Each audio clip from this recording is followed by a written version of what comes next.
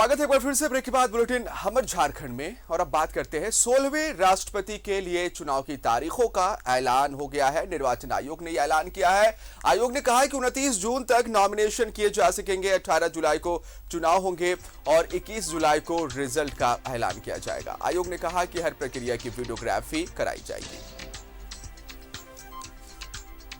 21 जुलाई को रिजल्ट का ऐलान किया जाएगा। राष्ट्रपति चुनाव की घोषणा हो चुकी है, ये बड़ी खबर।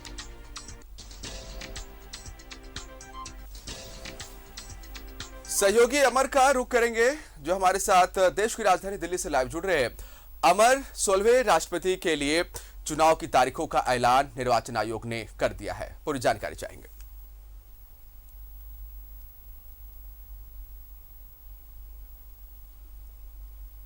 जून को जो है नॉमिनेशंस का नामांकन दाखिल किया जा सकता है, जो डेट दिया गया है। और कहा यह जा रहा है कि 18 जुलाई को जो वोटिंग होगी और 21 को जो है वो काउंटिंग किए जाएंगे कि कौन उम्मीदवार जीता और कौन उम्मीदवार हारा। पहली बात।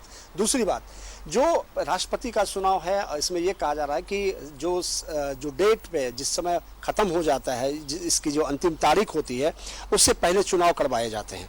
तो अब जो है 24 जुलाई को जो है राष्ट्रपति का 5 साल पूरा हो जाएगा, उनका कार्यकाल पूरा हो जाएगा। और उसके बाद जो है इस प्रोसेस में इसको डाला गया है कि इसमें चुनाव करवाए जाए। लेकिन अभी तक किसी भी, चाहे सत्ता पक्ष हो या विपक्ष हो, किसी ने अपने उम्मीदवार की घोषणा नहीं की है और न ही इस बात का संकेत दिया है कि आखिर उनके उम्मीदवार कौन होंगे, किसके नाम पर मुहर लगाए जाएंगे। क्योंकि भारतीय जनता पार्टी को भी लगातार ये देखा जा रहा है और भारतीय जनता पार्टी लगातार ये कोशिश कर रही है कि 3-4 लोगों के नाम जो उन्होंने सामने में रखा गया था। ये कहा जा रहा है कि जो भारतीय जनता पार्टी, हो सकता है किसी दलित को जो है किसी आदिवासी को जो है वो अपना राष्ट्रपति घोषित कर सकते हैं, अपने उम्मीदवार बना सकते हैं।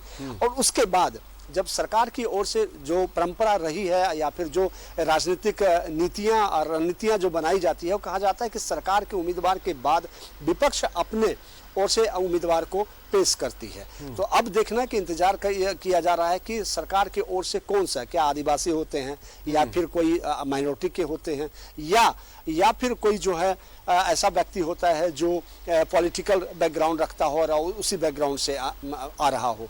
तो ये देखना होगा कि सत्ता पक्ष यानी भारतीय जनता पार्टी यानी एनडीए जो है अपने उम्मीदवार की घोषणा किसके नाम पे करती है। उसके बाद विपक्ष के नाम का भी घोषणा की जाएगी कि उनके उम्मीदवार कौन होंगे।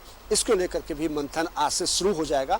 सत्ता पक्ष और विपक्ष दोनों जो है अपने उम्मीदवार का चयन करने के लिए सभी अपने सहयोगी से राय मशवरा करेंगे, उसके बाद नामों की घोषणा करेंगे। निश्चित तौर पर अमर, और चूंकि लोकसभा चुनाव भी आने को है, 2024 को ध्यान में रखकर कहीं ना कहीं बीजेपी जो है वो प्रत्याशी के नाम की घोषणा करेगी। प्रत्याशी महिला भी हो सकती है और जैसा कि आपने कहा कि वो एसटी शेड्यूल ट्राइब से भी हो सकता है, क्योंकि बीजेपी के लिए यह महत्वपूर्ण है इस समय कि वो जिस भी प्रत्याशी के नाम का ऐलान करे 2024 लोकसभा चुनाव के मद्देनजर करे। अमर,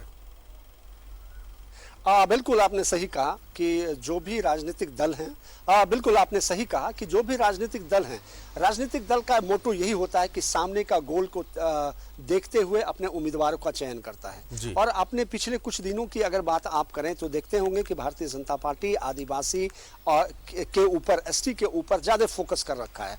और चाहे बिरसा मुंडा जी का हो या फिर आपने देखा हो कि उनके लिए अच्छी व्यवस्था करना हो या फिर उनके एजुकेशन में, पढ़ाई में, उनके बिजनेस में सबको डेवलपमेंट कैसे किया जाएगा। तो मुझे लगता है कि हो सकता है कि कोई आदिवासी जो है उम्मीदवार हो। कैसे ऐसे भारतीय जनता पार्टी में बहुत से आदिवासी नेता हैं भारतीय जनता पार्टी को, जिसको उनको दिया जा सकता है। निश्चित तौर पे और ये वक्त ही बताएगा कांग्रेस कि अब यानी विपक्ष जो है चुनाव आयोग की तरफ से कौन से हो, राष्ट्रपति चुनाव को लेकर घोषणा की जा चुकी है। तो एनडीए बीजेपी किसे अपना प्रत्याशी राष्ट्रपति के लिए का चयन करता। बहुत शुक्रिया आपका अमर तमाम जानकारी के लिए।